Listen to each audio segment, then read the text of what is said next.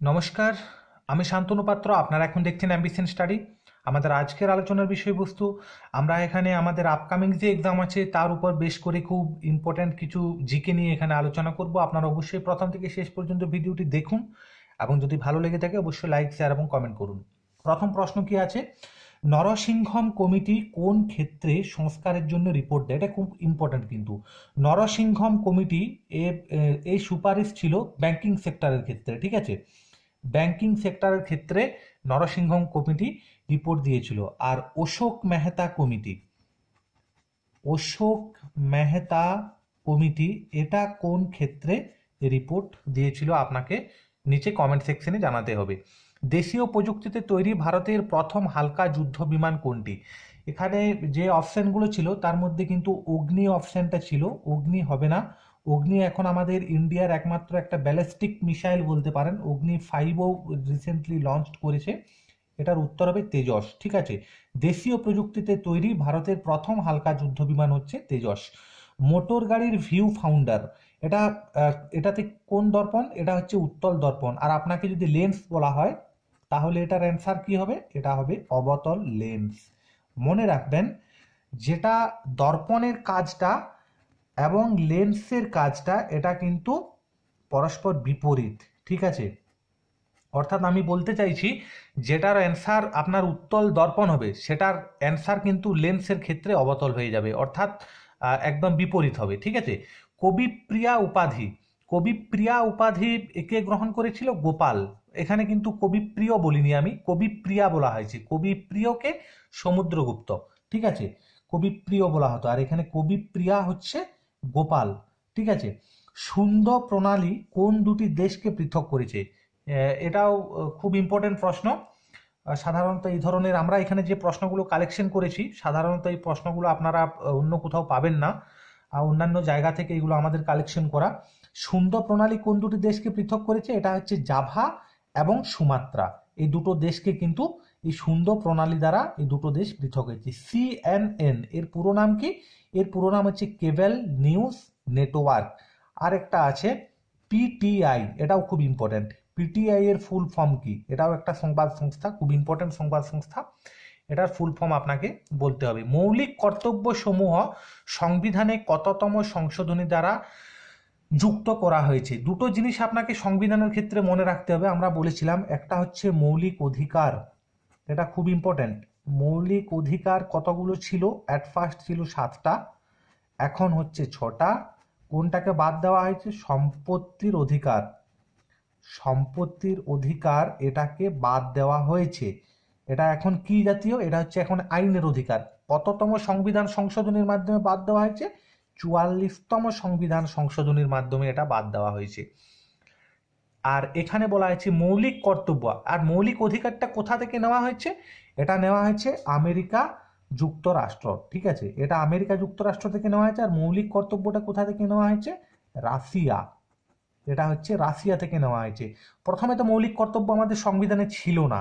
এই সংবিধান এটা কততম সংশোধনের দ্বারা যুক্ত করা হয়েছে? এটা হচ্ছে 42তম সংবিধান সংশোধন। এবং মনে রাখবেন, এই 42তম সংবিধান সংশোধনটাকে বলা হয় মিনি সংবিধান। অর্থাৎ এই সময়ে এমন কিছু জিনিস সংবিধানের অন্তর্ভুক্ত করা হয়েছে বা বাদ দেওয়া হয়েছে যেগুলো কিন্তু খুব ইম্পর্ট্যান্ট এবং খুব বিস্তৃত আকারে।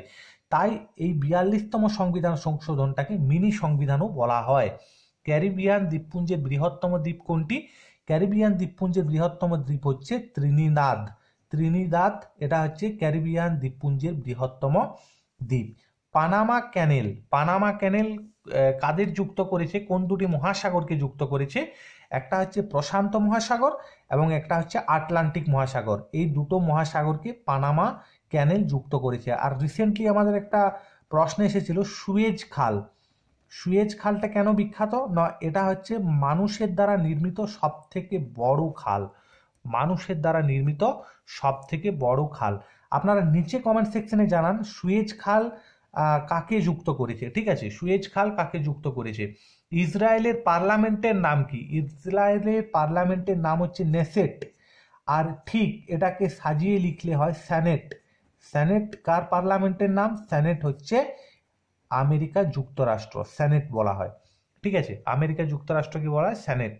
শান্তির মানুষ নামে কাকে অভিহিত করা হয়? লাল বাহাদুর শাস্ত্রী। লাল বাহাদুর শাস্ত্রীকে শান্তির মানুষ বলে অভিহিত করা হয়।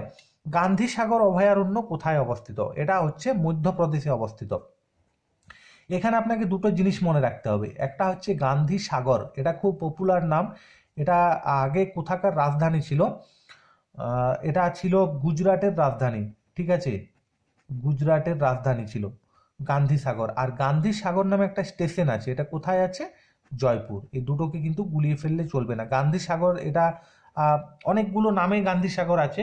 অভয়ারণ্যটা হচ্ছে মধ্যপ্রদেশ, আর গান্ধী সাগর হচ্ছে গুজরাটের একটা খুব বড় সিটি, এবং যদি রেল স্টেশন বলা হয় তাহলে সেটা হবে জয়পুর। পণ্ডিত রবি শঙ্কর কোন বাদ্যযন্ত্রের সাথে জড়িত? পণ্ডিত রবি শঙ্কর হচ্ছে সেতার বাদ্যযন্ত্রের সাথে জড়িত, ঠিক আছে, সেতার। আর এই সেতার, এই বাদ্যযন্ত্রটা কে সৃষ্টি করেছিল? খুব ইম্পর্ট্যান্ট, দেখব। আমি না বলার আগে কতজন অ্যাটেম্প্ট করতে পারেন। এটার উত্তর হচ্ছে আমির খসরু। আমির খসরু। আমির খসরু এই সেতার বাদ্যযন্ত্রটা ইনভেনশন করেছিল। আমির খসরু কার সময় ছিল? At the court of Alauddin Khalji. Alauddin Khalji, Amir Khusrau, ঠিক আছে। আমির খসরু হচ্ছে আলাউদ্দিন খলজির সময় ছিল। আর কে খুব ভালো বীণা বাজাতে জানতো? কোন মুঘল সম্রাট ভালো বীণা বাজাতে জানতো? এটা হচ্ছে ঔরঙ্গজেব। ঔরঙ্গজেব খুব ভালো বীণা বাজাতে জানতো, ঠিক আছে। দৈবপুত্র উপাধি কে গ্রহণ করেছিলেন? দৈবপুত্র। দৈবপুত্র উপাধি গ্রহণ করেছিলেন কনিষ্ক। আর একটা জিনিস এখানে গুলিয়ে ফেলবেন না, সেটা হচ্ছে দেবানাম প্রিয়দর্শী। দেবানাম প্রিয়দর্শী এই উপাধিটা কে গ্রহণ করেছিল? এটা হচ্ছে অশোক। দেবানাম প্রিয়দর্শী উপাধিটা গ্রহণ করেছিলেন অশোক, ঠিক আছে। কৃতদাস প্রথা, এটা খুব প্রাচীন কাল থেকে আমাদের ভারতবর্ষে কৃতদাস প্রথাটাকে আমরা দেখতে পাই, যেটাকে মেঘাস্তিনিস কিন্তু অস্বীকার করেছিলেন যে সেই সময় ভারতবর্ষে কোনো রকমের কৃতদাস প্রথা ছিল না। এটা চন্দ্রগুপ্ত মৌর্যের সময়ে কথা বলছি, ইন্ডিকাতে কিন্তু তিনি স্পষ্ট উল্লেখ করেছিলেন আমাদের ভারতবর্ষে কোনো কৃতদাস প্রথা ছিল না। কিন্তু আখেরে কিন্তু কৃতদাস প্রথা একটা খুব প্রাচীন প্রথা, যেটা চলে আসছিল, এবং সেটা ইংরেজদের সময়ে এই প্রথাটাকে বিলুপ্ত করা হয়। কে বিলুপ্ত করেছিল? আইন করে বেন্টিং, ঠিক আছে, লর্ড উইলিয়াম বেন্টিং আইন করে কৃতদাস প্রথাটাকে বিলুপ্ত করেছিলেন। পরবর্তী প্রশ্ন দেখুন, বিজয়ওয়াড়া কোন নদীর তীরে অবস্থিত? ঠিক আছে, এখানে বিজয়ওয়াড়া লেখা আছে, ওটা কোনো ব্যাপার নয়, যেমন থাকবে সেরকম ভাবে উচ্চারণ অনুযায়ী হয়। বিজয়ওয়াড়া এটা হচ্ছে কৃষ্ণা নদীর উপর অবস্থিত, এবং এটা ওটা কোথাকার একটা সিটি, বিখ্যাত সিটি, সেটা হচ্ছে অন্ধ্রপ্রদেশ, ঠিক আছে, অন্ধ্রপ্রদেশ। এবং এই যে কৃষ্ণা নদীটা, কৃষ্ণা নদীর এটাও অন্ধ্রপ্রদেশের মধ্যে অবস্থিত। এটা হচ্ছে টোটাল লেন্থ অ্যারাউন্ড 1400 কিলোমিটারের কাছাকাছি, অ্যারাউন্ড 1400 কিলোমিটারের কাছাকাছি টোটাল লেন্থ। এটা কোথা থেকে উৎপন্ন হয়েছে কৃষ্ণা নদীটা? এটা হচ্ছে ওয়েস্টার্ন ঘাট, ঠিক আছে, ওয়েস্টার্ন ঘাট, ওয়েস্টার্ন পশ্চিম ঘাট পর্বতমালা থেকে এটা হয়েছে, এবং এটা হচ্ছে নিয়ার মহাবালেশ্বর। শুধু ওয়েস্টার্ন ঘাট নয়, এখানে নিয়ার মহাবালেশ্বর, ঠিক আছে, এই কৃষ্ণা নদীটা উৎপন্ন হয়েছে। পরবর্তী প্রশ্ন দেখুন, মহেন্দ্রাদিত্য উপাধি কে গ্রহণ করেছিলেন? মহেন্দ্রাদিত্য উপাধি গ্রহণ করেছিলেন কুমারগুপ্ত। কুমারগুপ্ত তাহলে অবশ্যই গুপ্ত বংশের একজন রাজা। গুপ্ত বংশের প্রতিষ্ঠা কে করেছিলেন? শ্রীগুপ্ত।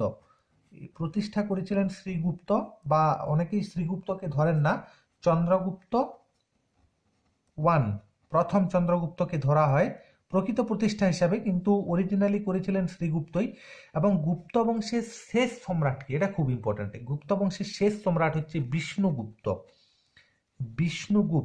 ঠিক আছে, বিষ্ণুগুপ্ত। এবং গুপ্ত বংশের যদি শ্রেষ্ঠ সম্রাট বলা হয়, দুজনের মধ্যে কনফিউশন হতে পারে, একটা হচ্ছে দ্বিতীয় চন্দ্রগুপ্ত আর একটা হচ্ছে সমুদ্রগুপ্ত। দ্বিতীয় চন্দ্রগুপ্তকে বলা হয় বিক্রমাদিত্য, অপর নাম। কিন্তু গুপ্ত বংশের শ্রেষ্ঠ সম্রাট কে হবে? সমুদ্রগুপ্তই হবে, সমুদ্রগুপ্ত। আর গুপ্তদের ক্যাপিটাল কোথায় ছিল, অর্থাৎ রাজধানী যদি বলা হয় কোথায় ছিল, তাহলে হবে কি পাটলিপুত্র।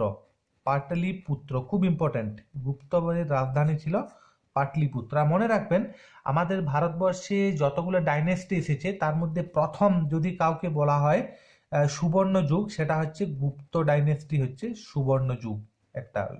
এরা হচ্ছে সুবর্ণ যুগের ডাইনেস্টি একটা। সংস্কৃতির দিক থেকে বলুন বা যুদ্ধ বিজয়ের দিক থেকে বলুন, যে কোনো জিনিসের দিক থেকেই বলুন, এরা কিন্তু খুব বেশি এগিয়ে ছিল, তাই গুপ্ত যুগকে বলা হয় সুবর্ণ যুগ। ঠিক আছে, পরবর্তী প্রশ্ন দেখুন, কিনান স্টেডিয়াম। কিনান স্টেডিয়াম কোথায় অবস্থিত? এটা হচ্ছে জামশেদপুরে অবস্থিত। কিনান স্টেডিয়াম হচ্ছে জামশেদপুরে অবস্থিত। নর্মদা নদীর নামের অর্থ কি? নর্মদা নদীর নামের অর্থ হচ্ছে গভীর নীল জল, গভীর নীল জল। মেথিলেটেড স্পিরিট কি? মেথিলেটেড স্পিরিট হলো মিথাইল এবং মিথেনের মিশ্রণকে বলা হয় মেথিলেটেড স্পিরিট। ঠিক আছে, মিথানল এবং মিথেন, মিথেন মানে হচ্ছে CH4, মিথানল এবং মিথেনের মিশ্রণকে বলা হয় মেথিলেটেড স্পিরিট। পরবর্তী প্রশ্ন, সরকারিভাবে ভারত কখন অলিম্পিকে অংশগ্রহণ করে? সেটা হচ্ছে 1932, অর্থাৎ তখন আমরা ব্রিটিশ সাম্রাজ্যের অন্তর্ভুক্ত ছিলাম। সাম্রাজ্য বলবো না, অর্থাৎ ইংরেজদের অন্তর্ভুক্ত ছিলাম তখন আমরা। তামার পাত্রে যে সবুজ রঙের মরিচা পড়ে, এটা কিন্তু সবুজ রঙের। দীর্ঘদিন যদি তামার বাসনপত্র ব্যবহার করা হয় তাহলে একটা গ্রিন কালার দেখতে পাওয়া যাবে। সেটা কি? সেটা হচ্ছে মেলাকাইট। ঠিক আছে, যে মরিচা পড়ে সেটা হচ্ছে মেলাকাইট। এই মরিচাটা কিন্তু লোহার মরিচা থেকে আলাদা। মনে রাখবেন, লোহার উপর যদি মরিচা পড়ে তাহলে কিন্তু তার ওজনটা বেড়ে যায়। এবং মরিচা কেন পড়ে? অক্সিজেনের উপস্থিতিতে। অক্সিজেন এবং বাতাসে সবসময় জলীয় বাষ্প থাকে, এই দুটোর উপস্থিতিতে লোহার উপর মরিচা পড়ে এবং সেটা পূর্ববর্তী লোহার থেকে তার ওজন কিন্তু বেড়ে যায়। এখানে কিন্তু একটু আলাদা, যে সবুজ রঙের মরিচা পড়ছে সেটা হচ্ছে আসলে মেলাকাইট। ঠিক আছে, সরল ভোল্টীয় কোষের EMF কত? এটা হচ্ছে 1.08 ভোল্ট, খুব ইম্পর্ট্যান্ট। এই EMFটা কি? EMFটা হচ্ছে ইলেকট্রোমোটিভ। ঠিক আছে, ইলেকট্রোমোটিভ, এটা একসাথেই হবে, ইলেকট্রোমোটিভ ফোর্স। ইলেকট্রোমোটিভ ফোর্স মনে রাখবেন, EMF হচ্ছে ইলেকট্রোমোটিভ ফোর্স। দিল্লির কোন সুলতান প্রথম রাজপুতানা জয় করেন? ঠিক আছে, খুব ইম্পর্ট্যান্ট। দিল্লির কোন সুলতান বলা হয়েছে? সুলতানদের সময় থেকে রাজপুতদের উপর একটা আধিপত্য বিস্তারের প্রয়াস চলেছিল, সেটা করেছিলেন কে? আলাউদ্দিন খিলজি। ঠিক আছে, আলাউদ্দিন খিলজি। এবং সব থেকে বেশি জয় করতে পেরেছিল কে? আকবর। আকবর অনেকগুলো নীতি নিয়েছিলেন, একটা হচ্ছে মিত্রতার নীতি নিয়েছিলেন রাজপুতদের জয়ের ক্ষেত্রে। মিত্রতা, বৈবাহিক সন্ধি আর যুদ্ধ, অনেকগুলো নীতি নিয়েছিলেন। এইগুলো মেন, এই নীতিগুলোকে সামনে রেখে তিনি অনেকটা বা প্রায় পুরো রাজপুতটাকেই তিনি দখল করেছিলেন। কিন্তু একজন আছেন যিনি হচ্ছেন রানা প্রতাপ। 1576 খ্রিস্টাব্দে হলদিঘাটে যুদ্ধ হয়েছিল রানা প্রতাপের সাথে, এবং আকবরের থেকে এই যুদ্ধে অংশগ্রহণ করেছিলেন মান সিং। মান সিং তিনিও কিন্তু ছিলেন একজন রাজপুত। ঠিক আছে, আকবরের সব থেকে বড়, আকবর মহান রাজা হওয়ার পিছনে তার সব থেকে বড় অবদান ছিল তিনি যে কোনো ধর্মের মানুষকে তার কোর্টের অন্তর্ভুক্ত করেছিলেন। ঠিক আছে, তার সব থেকে বড় উদাহরণ হচ্ছে সেনাবাহিনীর প্রধান ছিলেন কে? রাজপুত প্রধান মান সিং। দিল্লির, এটা তো আমরা বললাম। বিক্রমাদিত্যের রাজধানী কোথায় ছিল? বিক্রমাদিত্য মানে হচ্ছে দ্বিতীয় চন্দ্রগুপ্ত। ঠিক আছে, দ্বিতীয় চন্দ্রগুপ্ত। উজ্জয়িনী, বিক্রমাদিত্যের রাজধানী কোথায় ছিল? উজ্জয়িনী। উজ্জয়িনী কোন নদীর তীরে অবস্থিত? শিপ্রা। এটাও অনেক সময় পড়ে পরীক্ষায়। উজ্জয়িনী কোন নদীর তীরে অবস্থিত? শিপ্রা। ইংলিশ চ্যানেলের দৈর্ঘ্য কত? এখানে যে অপশনগুলো ছিল তার মধ্যে থেকে সুটেবল অপশন নিলাম। 564 কিমি, একটু ফারাক হতে পারে, তবে নিয়ার অ্যাবাউট 564 কিলোমিটারের মতোই হবে। ভারতের প্রথম গোলাপ গাছ কে নিয়ে আসেন? ভারতের প্রথম গোলাপ গাছ নিয়ে এসেছিলেন মুঘল সম্রাটের প্রথম মুঘল সম্রাট বাবর। এবং মনে রাখবেন এই গোলাপ গাছের নির্যাস থেকে কে প্রথম সুগন্ধি তৈরি করেছিলেন? সেটা হচ্ছে নূরজাহান। নূরজাহান। এই বাবর কিন্তু যে সেই সময় যে গার্ডেনগুলো ছিল, সেই পার্সিক প্রথায় অনেকগুলো গার্ডেন তিনি নির্মাণ করেছিলেন, এটা আপনারা মনে রাখতে পারেন। ঠিক আছে, অনেকগুলো গার্ডেন তিনি নির্মাণ করেছিলেন এবং এই গোলাপ গাছের সাথে এই বাবর কিন্তু জড়িত। ঠিক আছে, বাবর একটা গ্রন্থ লিখেছিলেন, তার নাম কি? তার নাম হচ্ছে বাবর নামা। ঠিক আছে, নামা এটা কোন ভাষায়? এটা হচ্ছে তুর্কিশ ল্যাঙ্গুয়েজ ভাষায় তিনি এটা রচনা করেছিলেন। সেখানে তিনি এই গোলাপ গাছের প্রসঙ্গ নিয়ে বলেছেন। পরবর্তী প্রশ্ন, ব্রোকেন উইংস গ্রন্থটি কে রচনা করেছিলেন? ব্রোকেন উইংস গ্রন্থটি রচনা করেছিলেন সরোজিনী নাইডু। সরোজিনী নাইডু মোহাম্মদ আলী জিন্নাহকে হিন্দু মুসলিম একতার দূত বলে উল্লেখ করেছিলেন। হিন্দু মুসলিম একতার দূত বলে উল্লেখ করেছিলেন। ভারতের বুলবুল বলা হয় কাকে? এই সরোজিনী নাইডুকে ভারতের বুলবুল বলা হয়। এবং জাতীয় কংগ্রেসে যারা সভাপতিত্ব করেছেন বা সভাপতি ছিলেন, তার মধ্যে যদি বলা হয় প্রথম মহিলা ভারতীয় সভাপতিকে, তাহলেই হবে সরোজিনী নাইডু। আর যদি শুধু বলা হয় প্রথম মহিলা সভাপতি, তাহলে হবে অ্যানি বেসান্ত। ঠিক আছে, অ্যানি বেসান্ত। থার্মোমিটার কে আবিষ্কার করেছিলেন? থার্মোমিটার আবিষ্কার করেছিলেন গ্যালিলিও। তাহলে আপনারা নিচে কমেন্ট সেকশনে জানান ব্যারোমিটার কে আবিষ্কার করেছিলেন, এবং ব্যারোমিটারের যে শূন্যস্থান থাকে, সেই শূন্যস্থানটা কি আসলে শূন্যস্থান, না সেখানে অন্য কিছু থাকে? এটাও খুব ইম্পর্ট্যান্ট। ব্যারোমিটার নিয়ে অনেকগুলো প্রশ্ন হয়। যদি ব্যারোমিটারের রিডিংটা খুব দ্রুত বাড়ে তাহলে কি হবে, যদি ধীরে ধীরে বাড়ে তাহলে কি হবে, এগুলো খুব ইন ডিটেলস পড়বেন, এখান থেকে কিন্তু প্রশ্ন হয়। রবীন্দ্রনাথ নাইটহুড উপাধি কখন পান? তিনি এটা পেয়েছিলেন 1916। একটা খুব বিশেষত্ব আছে। 1916 কি হয়েছিল? লখনৌ অধিবেশন। ঠিক আছে, 1916 হয়েছিল লখনৌ অধিবেশন, এবং রবীন্দ্রনাথ এই নাইটহুড উপাধিটা কিন্তু প্রত্যাখ্যান করেছিলেন। কখন প্রত্যাখ্যান করেছিলেন আপনারা নিচে কমেন্ট সেকশনে জানান। ধন্যবাদ। আমাদের 31 নম্বর প্রশ্ন দেখে নেব। কোন দেশকে ককপিট অফ ইউরোপ বলা হয়? খুব ইম্পর্টেন্ট প্রশ্ন এটা। ককপিট অফ ইউরোপ বলা হয় বেলজিয়ামকে। ঠিক আছে, বেলজিয়ামের রাজধানীর নাম কি? বেলজিয়ামের ক্যাপিটাল হচ্ছে ব্রাসেলস, BRUSSELS। এটাও মনে রাখবেন, বেলজিয়ামের রাজধানী হচ্ছে ব্রাসেলস। ব্রাসেলসে একটা হেড অফিস আছে, সেই হেড অফিসটা কিসের আপনারা নিচে কমেন্ট সেকশনে জানান। এটাও কিন্তু খুব ইম্পর্টেন্ট। ব্রাসেলসে একটা হেড অফিস আছে, সেটা কিসের জানাতে হবে। এখানকার পিএম কে? বর্তমান পিএম হচ্ছে চার্লস মাইকেল। ঠিক আছে, এখানকার পিএম হচ্ছে চার্লস মাইকেল। এখানে একই রকম ভাবে সংসদ দুটো ভাগে ভাগ আছে। একটাকে বলা হয় আপার হাউস।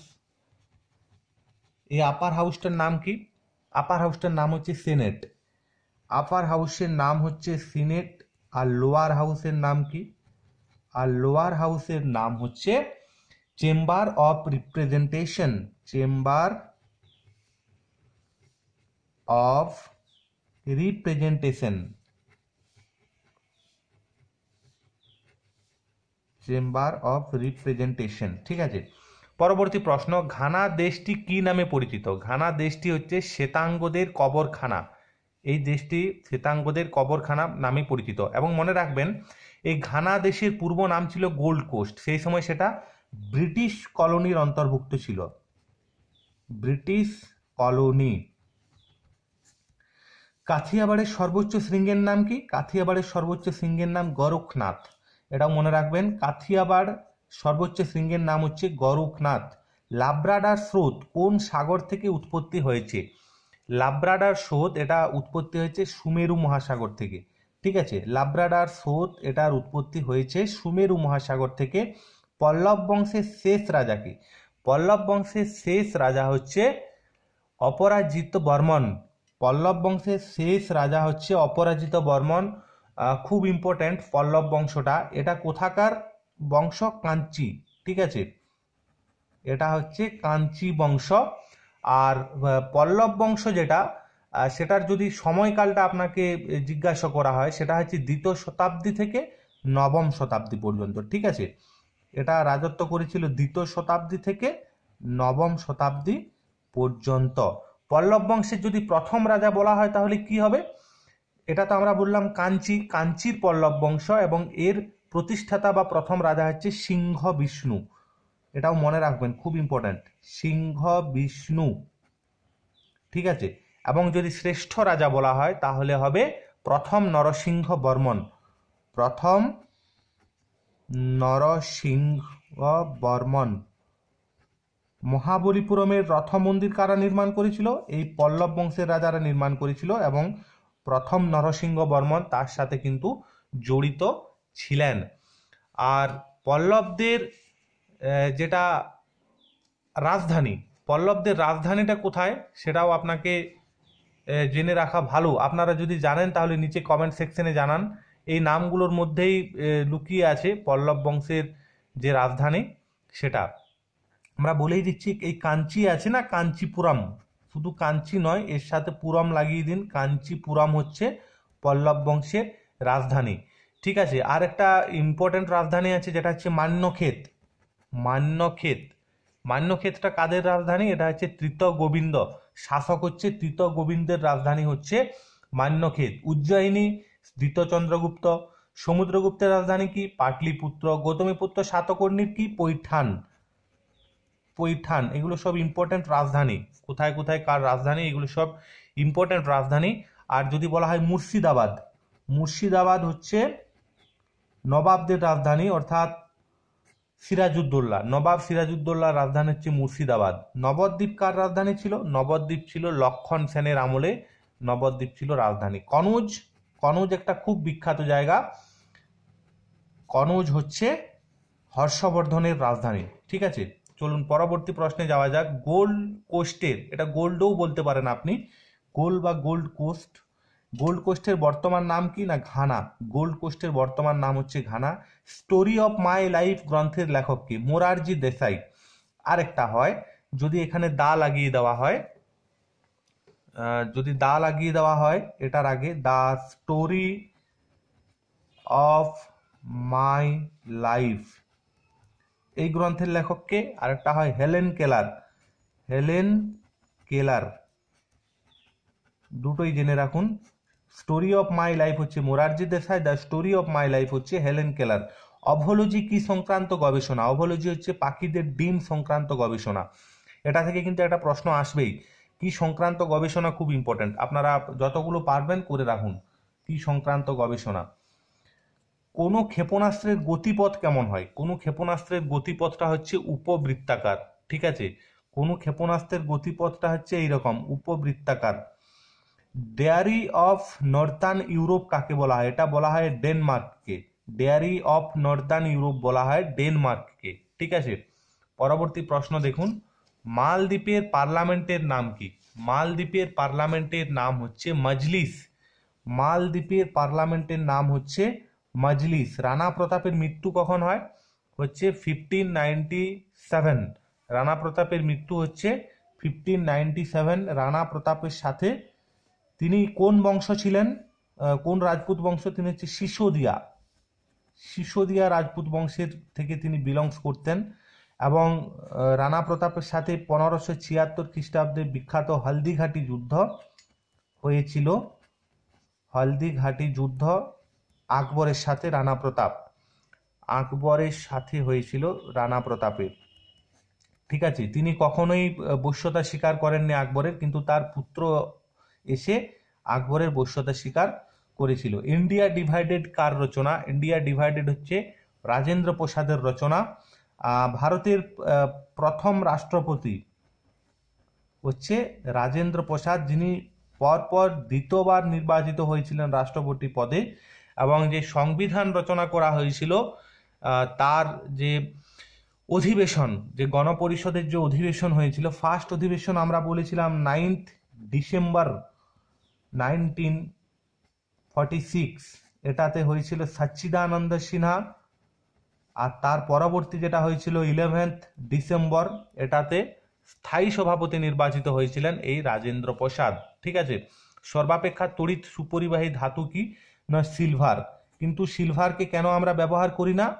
তার কারণ সিলভারের মূল্যটা এতটাই বেশি, সেই জন্য সিলভারকে তড়িৎ পরিবাহের ক্ষেত্রে ব্যবহার করা হয় না। সেখানে আমরা ব্যবহার করি অ্যালুমিনিয়াম। বেশিরভাগ ক্ষেত্রে অ্যালুমিনিয়ামেরও কিন্তু তড়িৎ সুপরবাহী ক্ষমতা ভালো। অ্যালুমিনিয়ামকে আমরা বেশিরভাগ ক্ষেত্রে ব্যবহার করি। তামারও তড়িৎ সুপরিবাহিতা আছে, কিন্তু সব থেকে বেশি হচ্ছে সিলভার। আর একটা এবারে প্রশ্ন এসেছিল, সেটা হচ্ছে গোল্ড। সব থেকে নমনীয় ধাতু কি না? Gold, AU। ঠিক আছে, গোল্ড সব থেকে নমনীয় ধাতু হচ্ছে গোল্ড। উদ্ভিদ দেহে ক্লোরোসিস রোগ কেন দেখা যায়? উদ্ভিদ দেহে ক্লোরোসিস রোগটা দেখা যায় যদি ম্যাগনেসিয়ামের যদি অভাব হয়। ম্যাগনেসিয়াম, উদ্ভিদ দেহে ক্লোরোসিস রোগটা হয় যদি ম্যাগনেসিয়ামের অভাব দেখা যায়, তাহলে উদ্ভিদ দেহে ক্লোরোসিস রোগ হয়। ধন্যবাদ ভিডিও দেখার জন্য। আমরা অনেকগুলো জিকে, ইম্পর্টেন্ট জিকে এখানে আপলোড করেছি। যদি আপনাদের কাজে লেগে থাকে, ভালো লেগে থাকে, অবশ্যই লাইক, শেয়ার এবং কমেন্ট করবেন। এবং যদি নতুন কেউ থেকে থাকেন, অবশ্যই এই ধরনের যে কোনো রকমের ভিডিও পেতে চ্যানেল সাবস্ক্রাইব করবেন।